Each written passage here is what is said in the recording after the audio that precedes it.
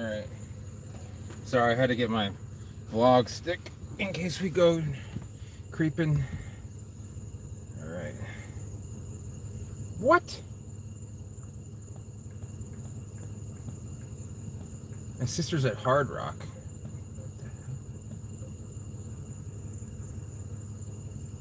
Sweet. We'll see what kind of viewage we get this time of night. And my air conditioning's off. Alright. Dude, I got a whole can of Diet Coke and not a lot to do. Full tank of gas. Half a tank of gas. I'm wearing sunglasses and it's dark.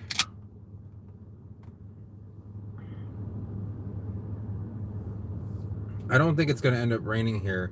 You might see some like flashes, which is heat lightning. I eat my food. I sat around. I was bored. I was like, I could hang out with you guys.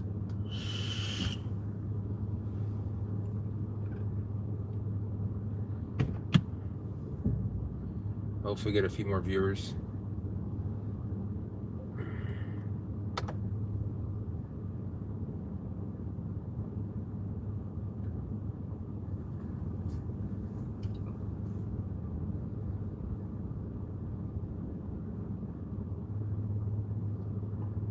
Something is beeping in my other passenger seat. What is this? Oh, it's my headset. Okay.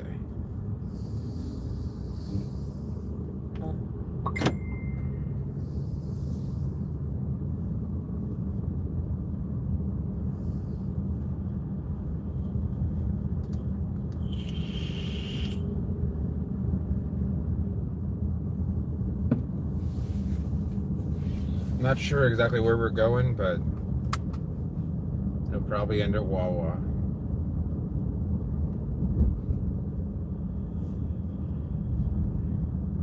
Yeah, I saw that, Dan. That's crazy. I mean, you give it enough heat and you'll be good. That's fine. She can go. I don't think she can watch her phone right now. She's under some draconian rules.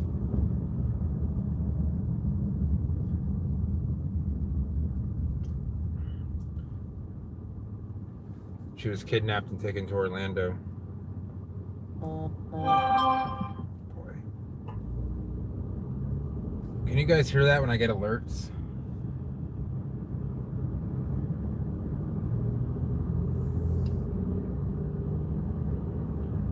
We're just gonna cruise around town to see what the Palm situation's like.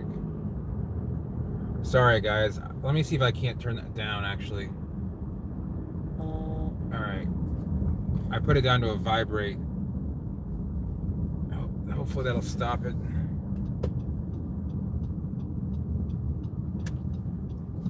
That's gotta be annoying to whoever's watching.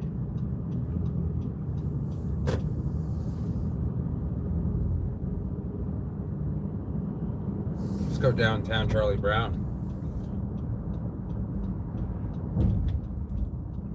You guys want to see what a happening town Venice is at night? At 10:45 in the p.m. I'll show you what kind of town it is.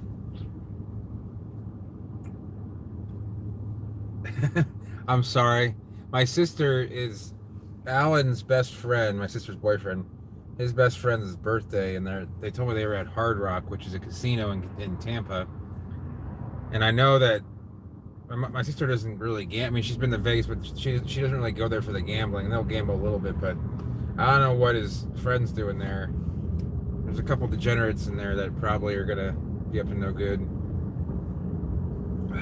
They don't just buy a blackjack for $100 and hope they run it up.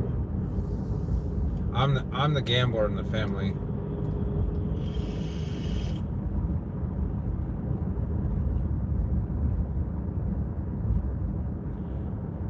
I'd love to tell you guys some poker/gambling stories.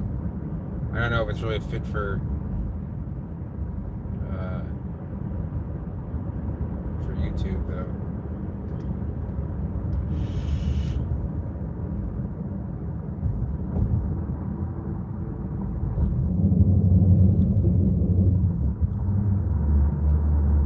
Oh, we got more people in the house. Welcome to Venice. Welcome to the island of Venice. I know we're gonna go creeping.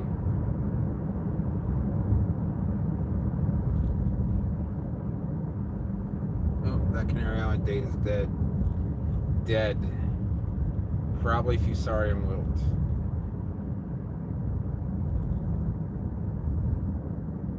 But you know what? I'm not gonna go there because of the no texting while driving Florida law. The water right now has a no swimming advisory. I don't know if that's changed, but that was the way it was about 3 days ago. Okay. All right. Well, I guess I don't know if this probably won't get flagged or anything. Not that I really care to live stream, but so I used to deal underground poker games. I think I might have told you guys that at some time. And I had a couple good friends that one ran the game with me, the other one also dealt. He was the fastest dealer on the west coast of Florida. We'll call him Derek. And Derek liked to drink a lot, and someone had brought down like 16 little pints, like moonshine jars from North Carolina of apple pie moonshine. And it was like the legitimate thing. Like these people like had I mean, it's not legitimate, but it was like very well processed alcohol. It was extremely strong, but it was like they almost were like they ran it like a legitimate still almost. So anyway, people were bringing this to there was actually apple pie, and there was cinnamon. There was something apple cinnamon flavor. I think this apple cinnamon flavor was a redder color. The apple pie was more of like a gold color. So I'm dealing, and I'm switching off, and Derek's drinking. Mike is the guy who helped me runs the game. I would run it and deal it, and Derek was just a dealer. He didn't have any piece of the game, so like we'd be in charge of getting players to come, and then we would take a rake from the pot, and that's how we made our money. Plus tips for dealing. I would make more money because I would deal, but Derek was a fast dealer, and we let him deal, and so the more hands you get in, the more money you make. So he liked to drink a lot, and he couldn't drink around his wife because his wife knew he had a drinking problem. So he'd come to the game he didn't care about making money. He just cared about he was able to drink. So he'd drive down from Tampa. It's like an hour from Tampa to Sarasota. And so one night we're doing it. We're hosting it at another person's house. This German guy, nice guy, but ended up. There's a whole other story than that. And Derek's completely wasted, and he's like beyond being able to deal. He's like dealing out 4 cards on a flop, which was supposed to be 3, in case you guys don't know. And so I fill in for him after a while, and Mike's there with his wife, and she's sitting there just hanging out. And Mike tells his wife to take Derek's car key so he doesn't drive home. Let me pull over so I can finish this out. Accidentally, this is where the cops really like study you to make sure you're not drunk. But I'm kind of like telling the story. I won't eat the roots of the yucca. So anyways, yeah. So he would deal the turn burn card. I mean, he accidentally was doing it. So we like cut him off, and we took his keys. So next thing, I'm sitting here, and all of a sudden, Mike went to go on a food run or a cigarette and beer run to the store down the street, and he's like, just watch out for Derek, like, watch out for my wife. I'm like, listen, dude, I'm dealing, like, I'll watch out, but I can't do a whole lot. I have to watch, like, there's like $6,000 on the table. I can't just watch out for that, what's going on when we got that. I'm like, this isn't a good time to go anywhere. He goes anyways, and Derek comes up to me. He's like, where are my car keys? I'm like, I don't know, man. Like, I don't know what to tell you about your car keys. I think that Mike has them. I just wanted him to know that, like, they weren't around. So he goes out to the porch where Mike's wife is. Mike's wife comes in crying and says that Derek pulled a gun on me and told me, and Derek and Mike are best friends, by the way. Derek pulled a gun on me, and he wants to take his keys and drive off. And so, like, I had to stop the game and sit there and call Mike and tell him to come back. And I see Derek run with with like a gun in his hand in his pocket with his keys to go to get his car, and his car's blocked in, and he demands at gunpoint to get his car like unblocked so he can leave. And after him threatening to basically like cause a huge scene, he was basically got himself out of there, and he was just gonna basically cause the cops to show up, and then we're gonna get in trouble for running an underground game. And so Derek wasn't allowed the game for a while. He actually was forced to go into rehab. He ended up relapsing. Half the people that I either dealt poker to, ran poker with, had some sort of narcotic or alcohol like serious addiction. They're all in recovery, but or all the narcotic guys. I had a table full of Narcotics Anonymous players. They just found they stopped doing one. They stopped one vice and started another. I mean, there were some good players there, and I used to play in the game, and it was actually a relatively easy to play game. But they were definitely like substituting their like poker became their narcotic, gambling did.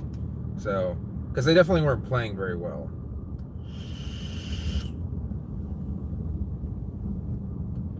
No, this is from this happened in right around New Year's 2015. And see, when Ashley met me, I was still a poker dealer and a game runner. And what happened was, I'll tell you how I got out of like running a game. Essentially to do with my partner Mike. I would cover pretty much I would cover we have what's called a book. When people like ran out of cash, depending on how degenerate they were, we would lend them X amount of dollars, and they would always come back because they wanted to play, and they often couldn't play elsewhere. So we'd run a book, and I would basically set limits on people, and Mike would guarantee an X amount. He got a higher percentage for guaranteeing the amounts, but I would guarantee like certain players that I knew, and he would for him, but I would still set the limits. And one night we were playing, and the game was running kind of slow, and unbeknownst to me, Mike, the guy who Mike had bought Mike was a complete degenerate. I don't know why everyone in the business with the guy, but he was doing things like giving out his, like, the guy who he bought his car from had he was buying it with payments. It was a car dealer. He was the owner of a car dealership, used car dealership, like paying 30% interest, ridiculous, on he's paying like a $600 car payment on like a 2005 Chevy Trailblazer. So he would front that money to him as a buy-in for the game. I didn't know that. I didn't really see him really ever buy in. I just assumed that I knew his credit was good because he was a really wealthy guy owning 2 car dealerships. Hey Dylan. So we so that was you make X amount of dollars in rake a night. Usually it's about $150 to $250 an hour, depending on how the game flow is going, and then the tips are usually about $40 to $50 an hour if you're dealing. But if you're splitting it, like say I was getting half of that rake, which is like say it's like $85 plus 50 in tips, or making like $135 an hour. Pretty nice. It's all cash too. So yeah, it's pretty good. I mean, in one night, if I'm dealing for 12 hours, and I just didn't take any breaks, I didn't have to work the rest of the week. So Mike goes ahead and he decides to just start, in order to keep the game running, he'd understand that if you lent out credit to people, there's no cash. If there's no cash and there's no money to pay anybody out, the people who do end up winning. So, hey Chris, what's going on, man? Just telling a story. Excuse me. So we're driving around actually a pretty nice area of Venice. So as the night progresses, and pretty much I realized that I wasn't going to make any money that night. I didn't really have any players in the book. And Mike had a lot of players in the book, and there's a couple guys that had paid in cash, including a good friend of mine, and that we're still friends to this day. But Mike made assurances, and so Mike's like, listen, Derek and I are going to take care of the rest of this. We're going to if you want to go. It was like 2:30 in the morning. I just met Ashley, and she was actually at the house. I'm like, you know what? I'll take an early night. Like, I don't think I'm gonna be. I only got like half my tips because of the amount of book that was out. So that worked out. I never gone down this road. Oh, it's a dead end. Oh boy. So I'm driving down 75 from Sarasota to Venice, and I lived in Venice at the time in a condo, actually not too far from here, and I get a call from Derek, and Derek's like, Christian, you gotta like come back. There's a problem. I'm like, what kind of problems? They're like, there's not enough money to pay out. And so I turn around and I come to the house, and everybody is like ready to kill Mike. And I'm like, this isn't the first time this has happened. This is after like Derek is sobered up. This is like 6 months later. And so some of my friends were there like, listen, dude, like, we're not getting paid out. Like, these guys are just showing up here on credit. And so the guy who's the owner of the car dealership like gets upset because he gets accused of like free rolling, which he's not, because he's, that's real money. I mean, like, in essence, like, he would buy in if he felt the need to. He just didn't think it was. So no, I went slowly on it there. If he felt the need to.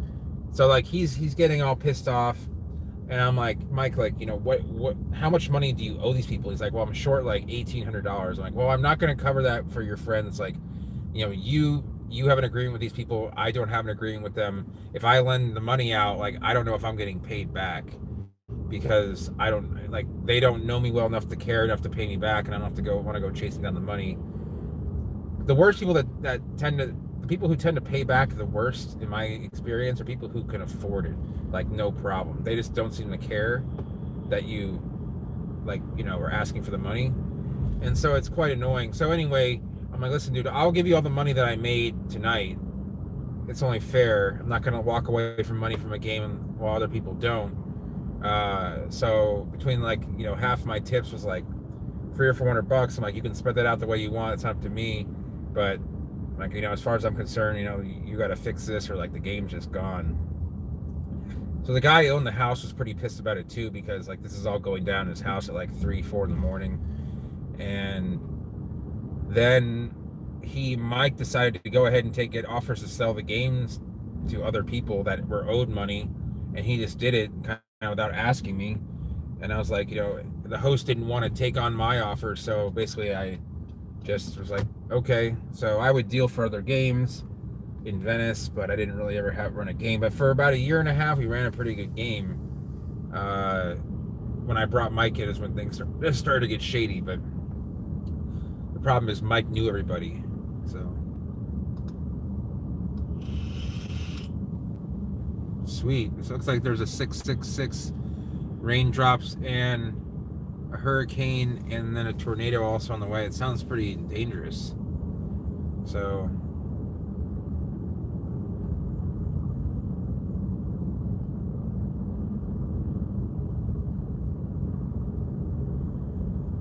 yeah, these games, I mean, they were pretty sick. They were $1, $2 no limit, which I don't know how many of you know about poker, but it's like a $200 to $400 buy-in game that we had.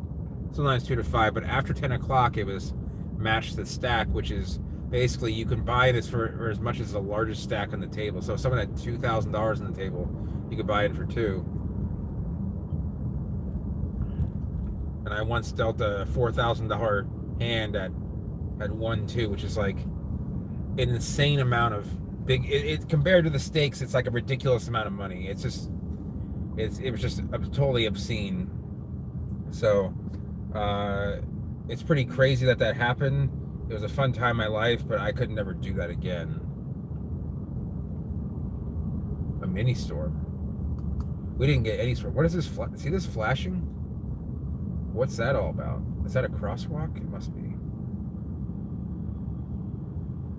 We're gonna go to the main strip here. Dylan, I brought you over here, I think, when we were.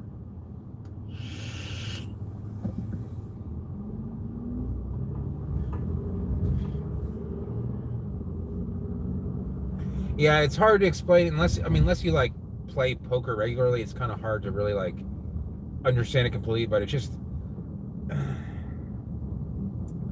I often would get asked to borrow money, um, people knew that for some reason people thought that I had a lot of money, and I didn't have a lot of money, but I was careful with my money in the sense that like I would not, even though I played poker and I would take losses, like sometimes some big losses, I would know when it was time to quit. And not a lot of people don't have that ability to switch off like their game, like when they know it's time to quit. You know, they just think like, oh, if I just buy one more time, I can make it all back. But so people just assume that, you know, I wouldn't go broke because I wasn't dumb enough to to put all my money in while I was in like a bad, mood or whatever. It's called being on tilt. I don't know if you guys have heard of tilt, but yeah. Check out that 80s Buick Riviera. Hell yeah. Drop a mixtape for more money. Yeah. I got some odd things. I don't know if you guys can see those. Yeah, those trickies probably are not going to live there, unfortunately. I know what we can do. We'll just creep through here. I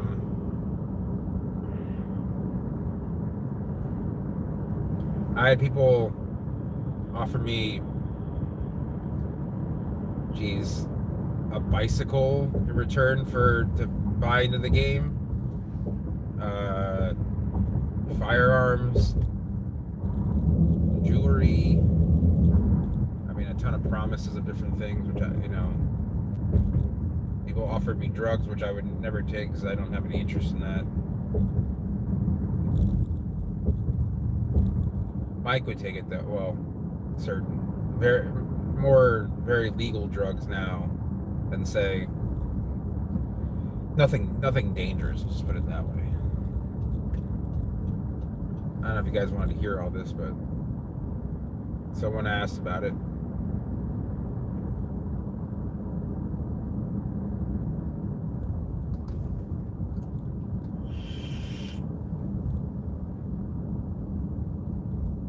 A little concerned my sister's at Hard Rock because I don't know what they would be doing there. I don't know why you choose to go to Hard Rock.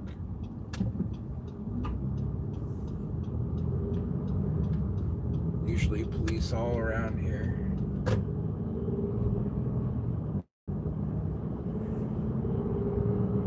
Yeah, that's crazy, Dylan. I saw that picture.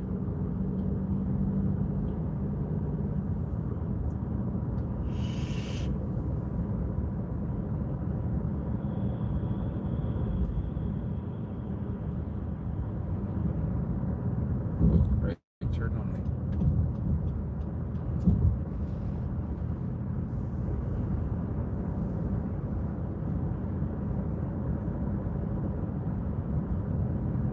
The snow might have actually protected it in the long run.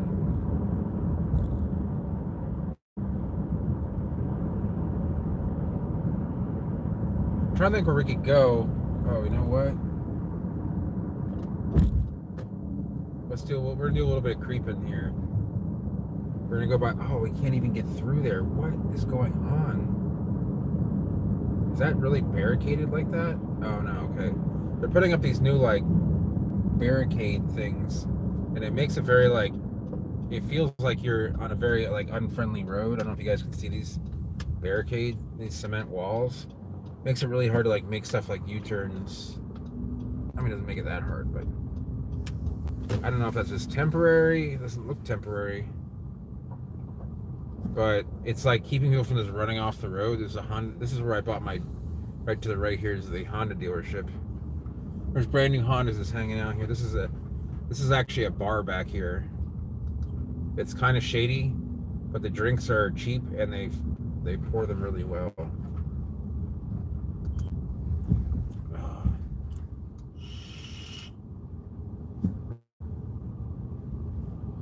It might have started an entirely new growing point, or just the Ameriset might have just regenerated completely. Look at that old panel van. That's definitely very custom.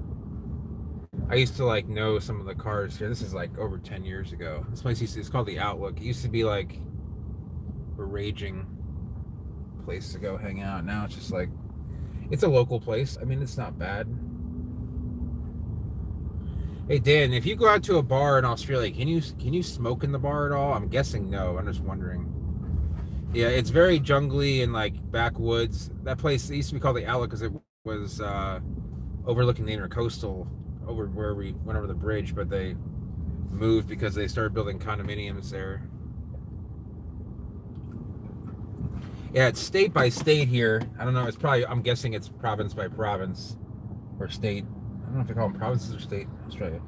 But like in New York, for example, you can't smoke in any bar or any. You really can't smoke anywhere in New York. But in Florida, they're a little more lenient. The law is if you, as long as you get less than 10% of your income from food, then you can smoke it inside. So people, what they'll do is they'll offer like frozen pizzas and stuff, so those people will eat there and they won't go somewhere else to eat. So they'll fill them up. They'll get food, and then they can also drink more money. I mean, drink more beer and make more money, or drink more whatever. Okay, so it's a federal thing.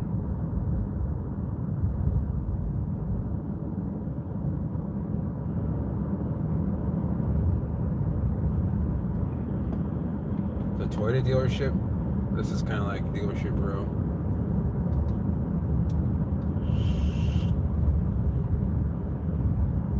Yeah, some palms will like defoliate and appear dead, like at a very like warm temperature, but they'll survive. They'll be, trunk hardy or stem hardy down to like a much lower temperature. For example, like a lot of cycads, they'll defoliate like the cardboard, palm, which is not a palm, obviously a cycad, but the Zamia furfurecea, if it sees an open frost, it'll brown. But if it isn't an open frost, it can take down to about 20 for the 22 for the leaves Fahrenheit, or -5.5, and then it'll be stem hardy down to about 10 until the trunk just freezes solid. It's very hard to kill those plants.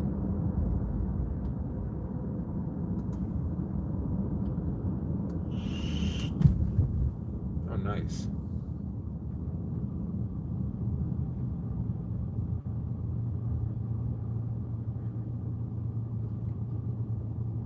Sorry, it's kind of vaping here. Someone went fishing or is going fishing.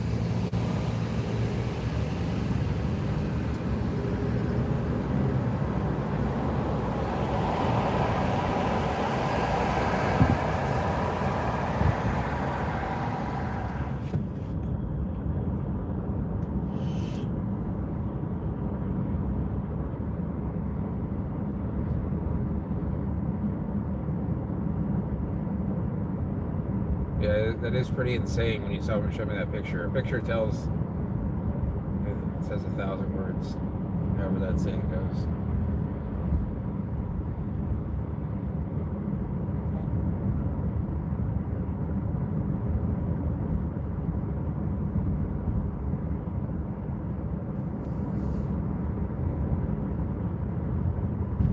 My mom just messaged me. Give me a second here.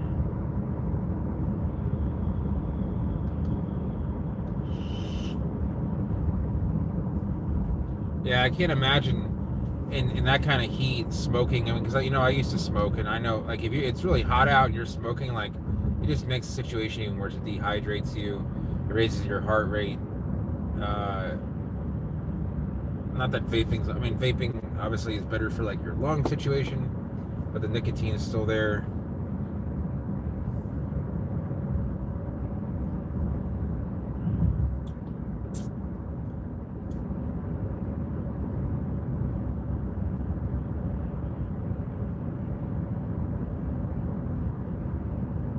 Just cruising down. I'm gonna get out of the faster lane here so they can do what they want to do.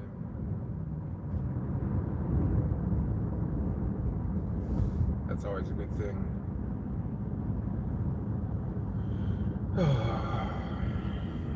Is that someone literally right on my...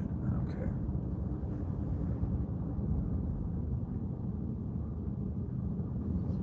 Those old Subaru Foresters. They always gave them better engines in Asia and Australia.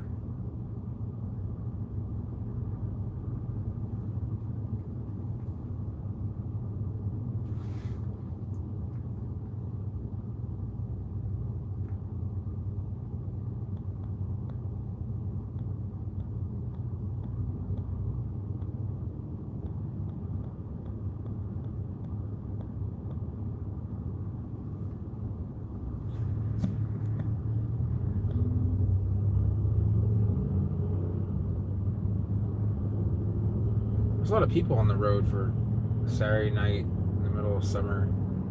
Venice is usually full of people that go to sleep at like 8, 9 o'clock. So people being up at like quarter after. I don't know if there's some kind of. Oh, there, sir. Jesus, this guy coming up on my left like almost clipped me. Ah, man, this is Florida.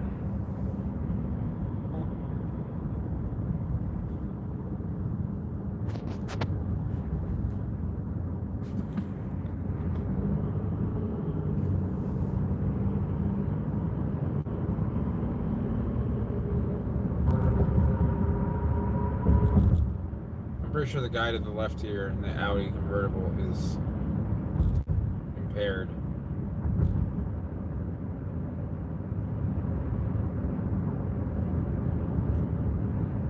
Because he's like driving very erratically. He was going slow and swerving, now he's speeding up. Now it looks like he wants to go to Inglewood. Once I get to Wawa, I can be a little more talkative. I'm trying not to get like rear-ended here.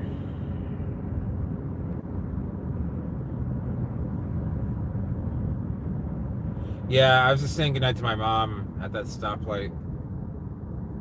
Sorry about that.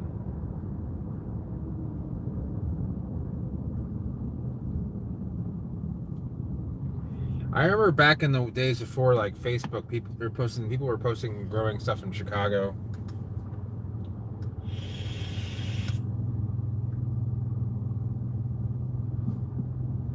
There used to be a guy that he wasn't like a YouTuber, but he did post some YouTube videos about his growing trachees in Missouri. And he was kind of like, he was definitely once a big meth head. And his mom was like very into him and his stuff. I don't know. But he was just really, God, what was his name? Potts Trees? You should look that up. It's probably somewhere on the internet. Danny Duncan? Oh yeah, he lives in Inglewood, doesn't he?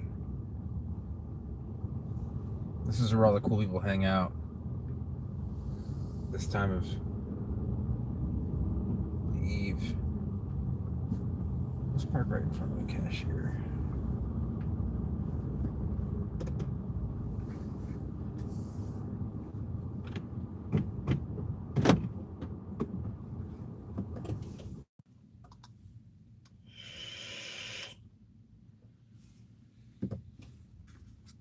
That's gonna make a sound, isn't it?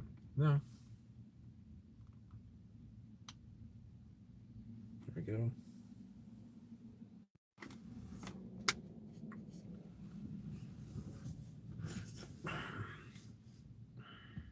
Just think about it. Anyone that comes up to this cashier could possibly be a Florida man.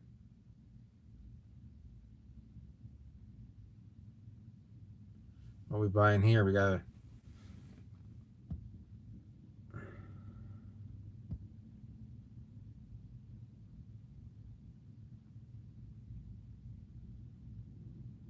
that guy just looks really sad.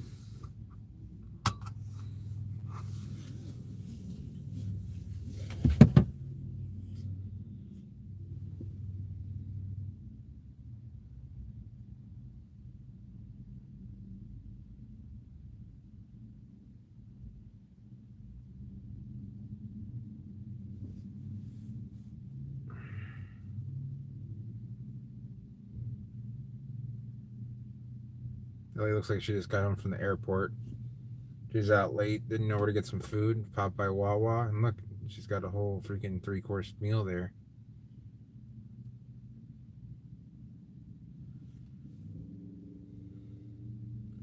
The guy behind the counter is like, fuck my life.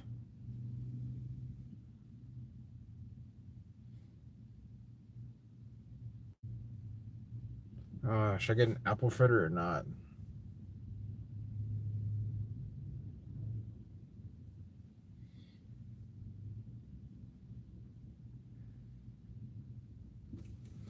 Yeah, make one more message here.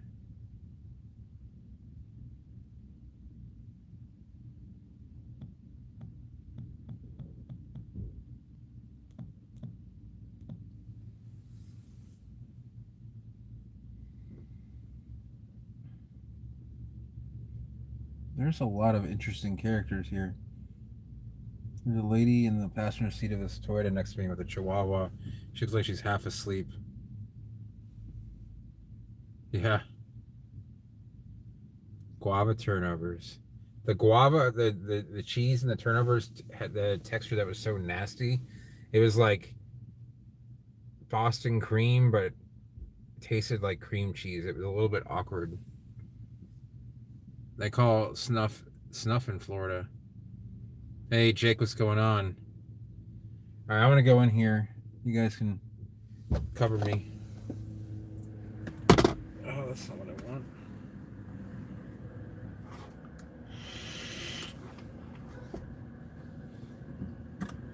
I wish I could lock the car and have it on accessory mode at the same time, but they don't allow that. Oh, what just happened? Oh my god.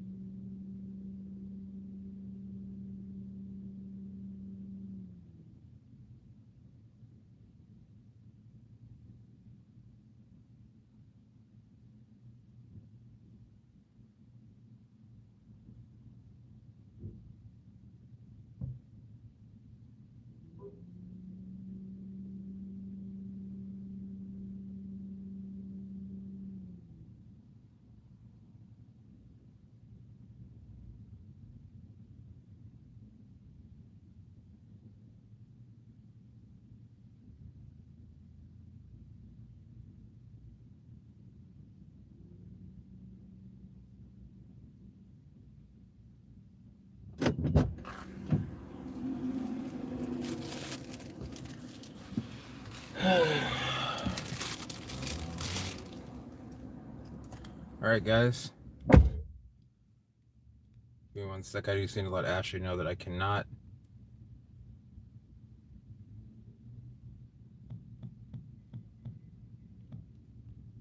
Okay.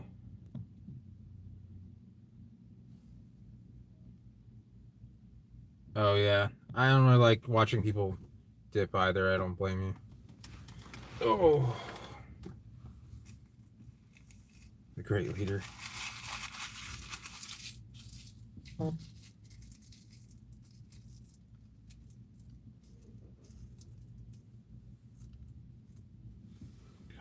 on here a sec.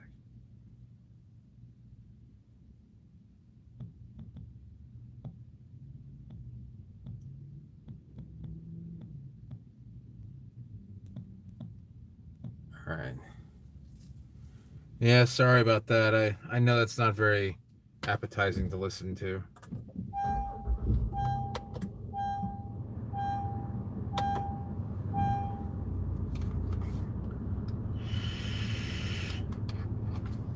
Hey, Anik. Anik.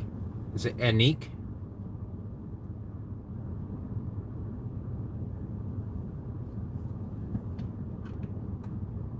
Anik, that's what I thought. Okay.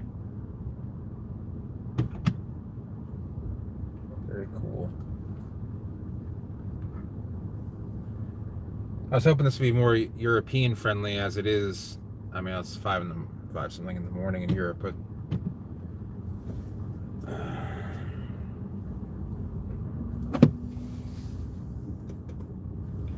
look at that big old Ford. All right, so where are we going from here is a good question.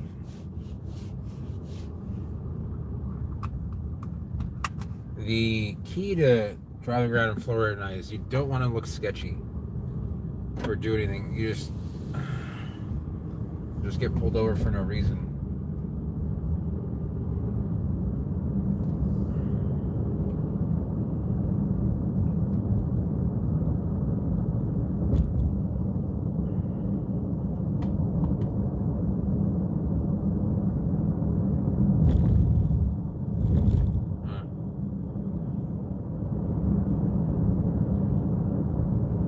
Yeah, you don't need a lot of heat, Anik, to germinate trachees.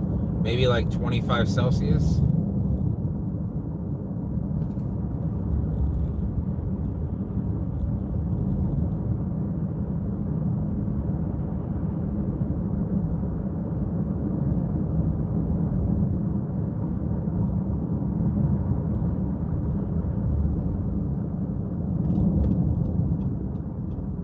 What could be more Florida man-ish than going to Walmart on a Saturday night at 11:30, where you can get whatever you need for a good price, 24/7.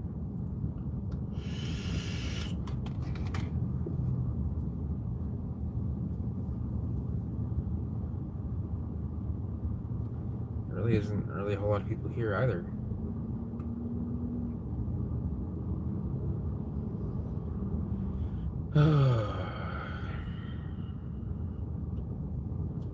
Ashley really wants me to call her, so I might have to make the drive home from here, but it's worth it. A look-see to see. There isn't really. Venice is kind of a boring town at night. Cape Coral's got more going on. It's got like more of a downtown nightlife scene. Hey Dan, do they sell? This guy doesn't want to stop there. Do they sell that truck in Australia? Oh yeah, they call it the 4Runner in Australia. You told me that. Yeah, these stop signs don't really mean anything.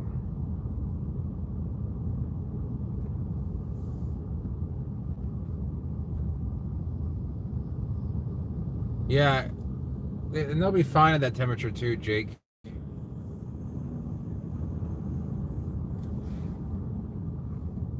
Oh, nice. Yeah, you know, if you need to bake a cake, or you need an inflatable jacuzzi, or you need some tires or a battery, Walmart's the place to go. Want to change your oil at 3:30 in the morning? Go Walmart.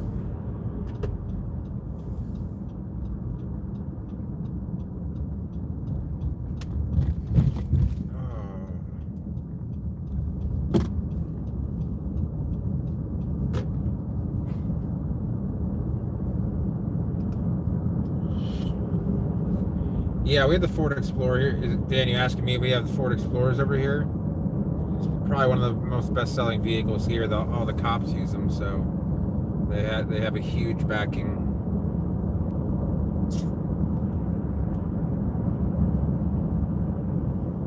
We don't have the really small vehicles that you guys have, though. We don't have like Ford makes like the Ford Mondeo. They stopped making the Mondeo in the U.S. in the 70s, I think. Closest thing we have to a Ford Mondeo is probably like probably a Ford Focus.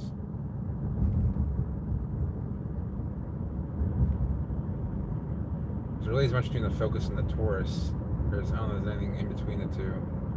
There's the Fiesta, the Focus, and the Taurus, which isn't even on sale anymore. The Raptor, like the pickup truck Raptor.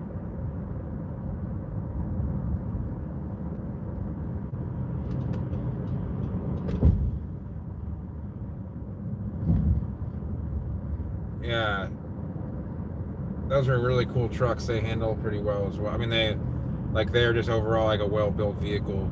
They're very cool. They're just expensive. They're about $80,000 here, 75 or 80. Yeah, Ford Mondeos are I've never actually seen one in the U.S. They might have Silverados, but I don't think so. They use a lot of Toyotas and Nissans there. Like, you guys have the Nissan Patrol, right, in Australia? Yeah, I don't think they don't get our big pickup trucks, but they do get the big Toyotas and Nissans. Like, I'm assuming you have the Toyota, yeah, the Patrol. Nissan, it's called the Armada here, and they didn't give us the newest model until like 2017. You guys probably have had it since like 2012. That more angular, I mean more like curved one versus the blocky. Lots of Jeeps, like Wranglers or Grand Cherokees.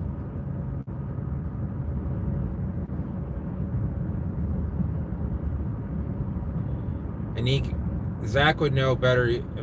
All of them. Okay, you get them all. Do you guys get the Jeep Patriot and the Jeep Compass too? Because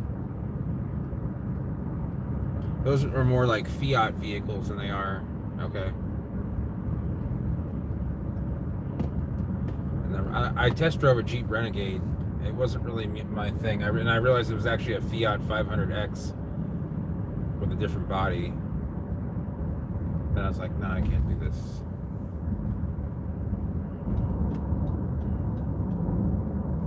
If they had made the Renegade more like the old Cherokee, then I think it would have sold better. It still sells well, but wow, that's crazy. I used to have a Liberty Sport. It wasn't bad. It wasn't a bad vehicle. I just started getting bad gas mileage, and I think it's because it was modified before I bought it. I traded it equally for my Mustang GT. This is 2005.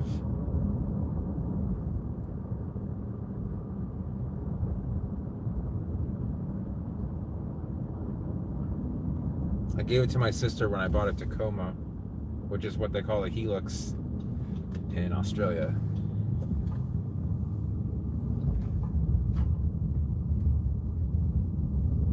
Yeah, I always thought about just getting a cheap vehicle, and then if I had to like do a delivery or something, just renting it, and it probably would have been cheaper in the long run. But I like my Ridgeline.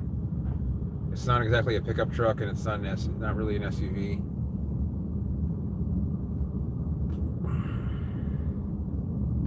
Oh, you got the Suzuki Jimmy. Those are awesome. We don't have them here though.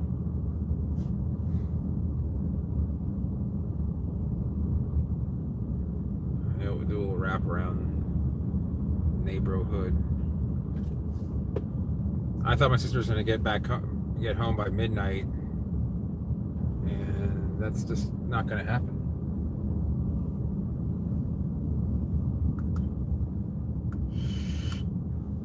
I do need to give Ashley a call once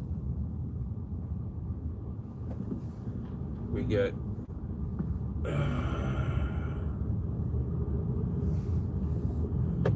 let's go to a little sketchy part of the neighborhood. Not really sketchy, just known to have a few crimes. Not violent, just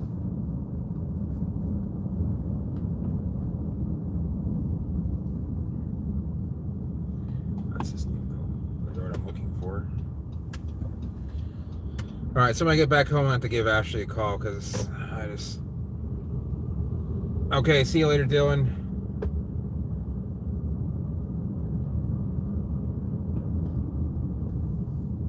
This really isn't a bad neighborhood by any normal U.S. standards. like 5-6 years ago, some Mexican dudes got caught with like a half a kilo of coke. See you later. It's like it's a row of duplexes that are kind of like run down, so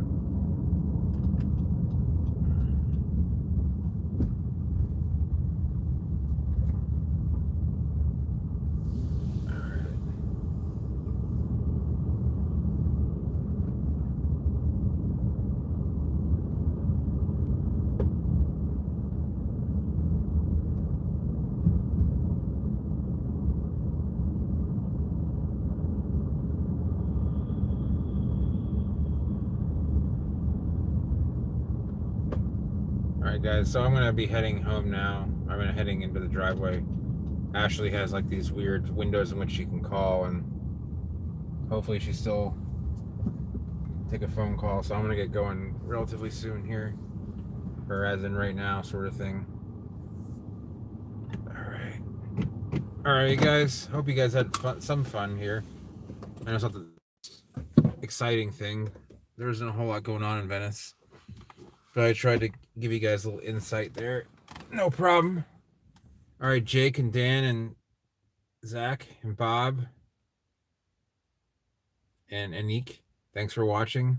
I'll try and do this a little more often. I haven't been on in a while, so I will see you guys next time.